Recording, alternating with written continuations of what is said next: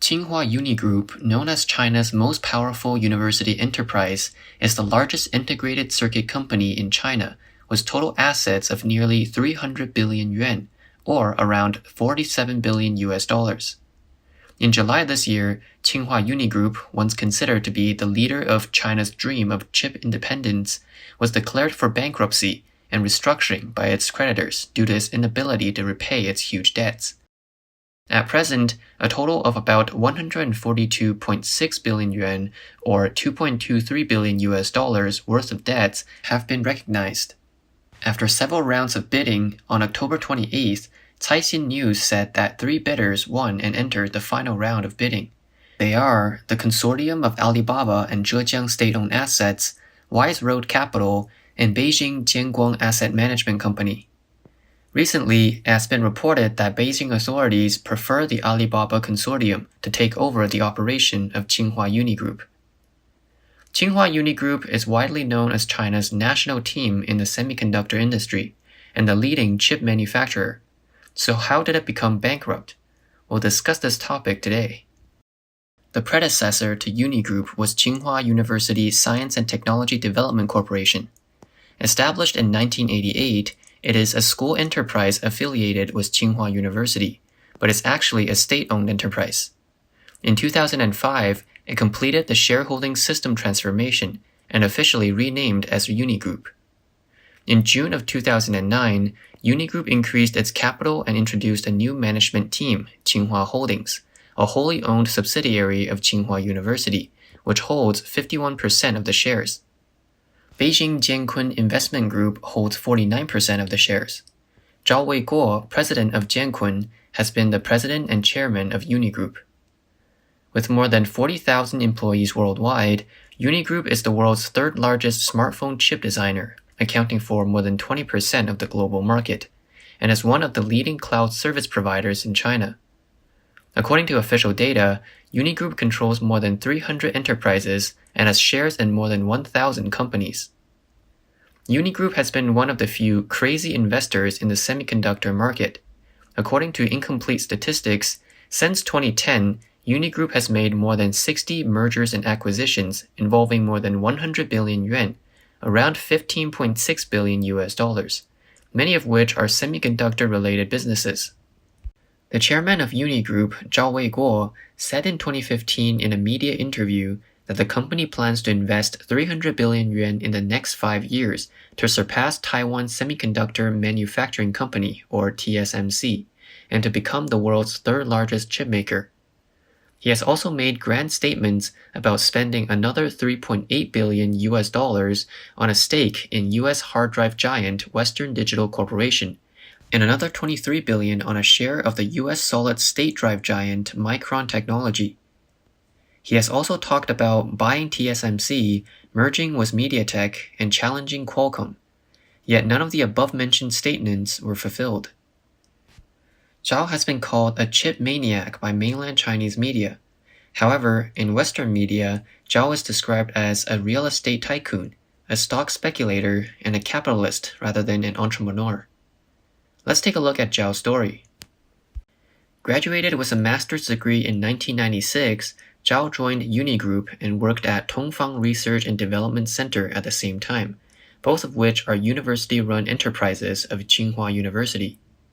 Zhao later became the general manager of Beijing Tongfang Electronic Technology, and was involved in Tongfang's acquisition of Xinjiang Urumqi Gas in 2004.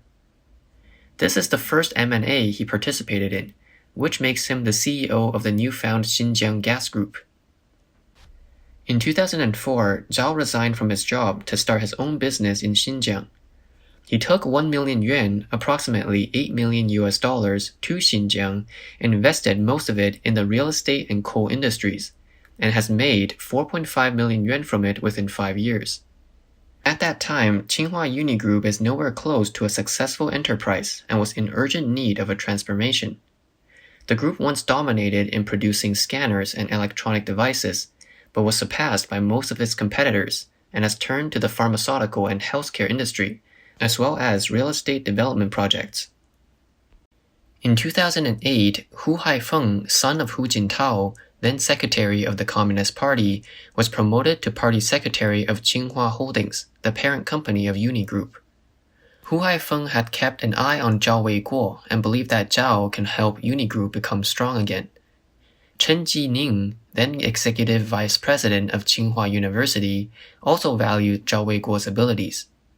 As expected, they asked Zhao to rejoin the team again in June of 2009, making Zhao the general manager of Unigroup. In 2013, the CCP incorporated the semiconductor industry into its national strategic plan and released large amounts of state funds. Zhao saw this as an opportunity and began targeting these areas. In July 2013, Zhao led Unigroup to acquire Spreadtrum Communications, a Nasdaq-listed chip design company, for $1.78 billion. While acquiring Spreadtrum, Zhao also targeted Spreadtrum's rival, RDA Microelectronics, another Nasdaq-listed company and one of the top 3 domestic chip design manufacturers in China.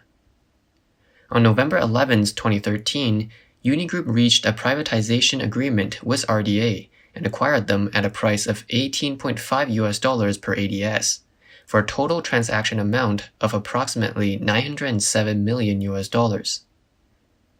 After completing the acquisition of the above 2 companies, Zhao Weiguo merged the 2 companies to form Unisoc under Unigroup, making it the 5th largest cell phone chip company in the world. He once described that investment is like a woman shopping. She has to keep looking until she sees the right one, and when she recognizes it, she strikes quickly like a hungry tiger. As Huawei was sanctioned by the United States in 2019, Unisoc has actually become the only mainland manufacturer selling 5G cell phone chips, and is known as the king of African chips because it mainly occupies the low-end market with an exceptionally large market share in African countries. The success of Unisoc drew the attention of US chip giant Intel. In 2014, Intel announced a $1.5 billion purchase of 20% of Unisoc's shares.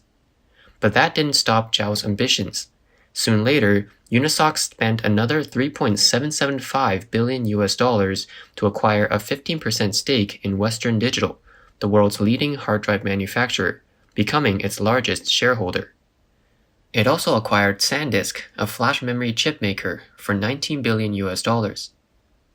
In 2015, Unisoc's $2.5 billion acquisition of 51% of the former HP-owned new H3C Technologies. This made it the number 1 networking products and services leader in China and number 2 in the world. In the same year, Unisoc attempted an even larger acquisition of Micron Technology for $23 billion. Micron Technology is a US company founded 40 years ago as an image sensor chip designer and producer. However, the deal was ultimately rejected due to national safety concerns by the US government. After receiving a defeat from the United States, Zhao set his sights on Taiwan. In 2016, Unisoc announced a $600 million investment to acquire a 25% stake in PowerTech Technology. He has also set targets to acquire stakes in Taiwan SPI, ChipMOS, and even TSMC, the world's largest chip producer, but failed due to resistance from the ROC government. In 2018, under the leadership of Zhao Weiguo, Unisoc spent another $2.26 billion to acquire French chip component maker Linxens.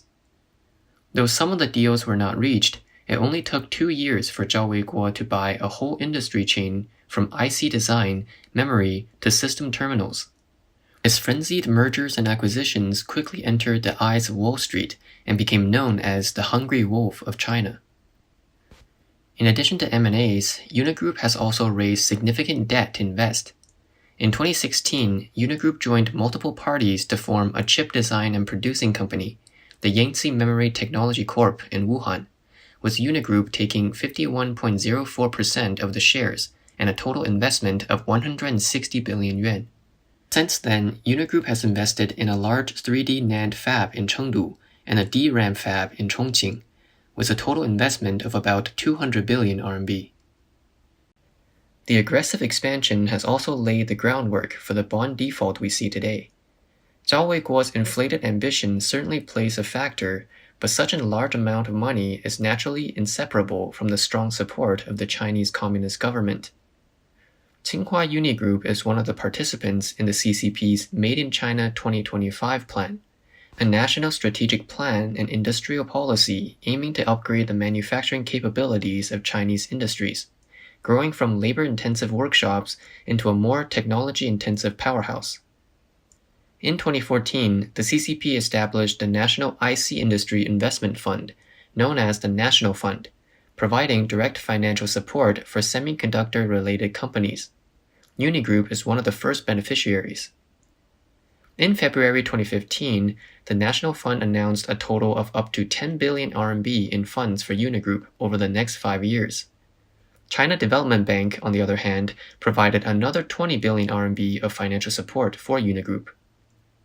In 2019, the Organization for Economic Cooperation and Development released a report analyzing the 21 largest semiconductor companies in the world, which mentioned that these 21 companies received in total $50 billion in government support payments between 2014 and 2018, including direct grants and government shareholdings. Among them, Unigroup and SMIC, another Chinese company under U.S. sanction, received the most amount of governmental support, with more than 30% of their respective annual revenues coming from the government. Besides governmental funds, Unigroup's finances is largely dependent on borrowing.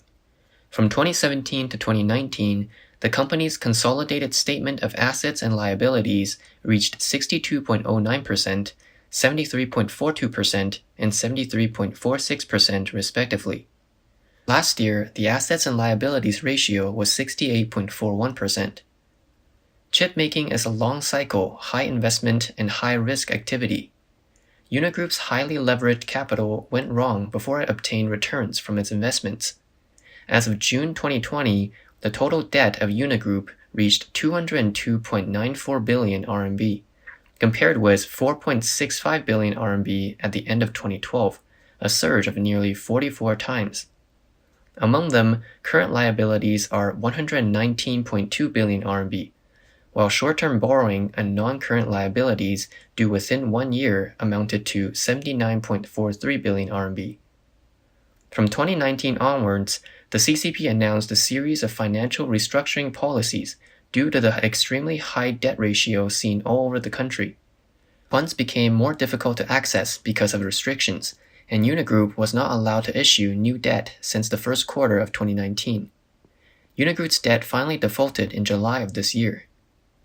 Meanwhile, Zhao Weiguo had stepped down from its key positions in Unigroup since 2018, securing his earnings and reputation. Looking back at Unigroup's history, we can see that China's ambition to buy a chip empire with money doesn't work well in the end.